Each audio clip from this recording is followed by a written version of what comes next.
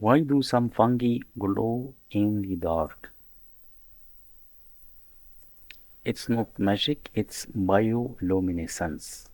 Certain fungi produce light through a chemical reaction involving luciferin, oxygen, and an enzyme called luciferase.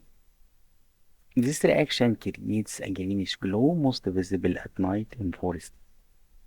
Over 80 species of fungi can glow, including Banellus, Stipithecus, and Mycenia chlorophyllus, often found on decaying woods in tropical and temperate regions.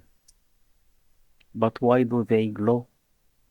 Scientists think the light may attract insects to help spread spores, deter animals from eating them, or simply be a byproduct of metabolism.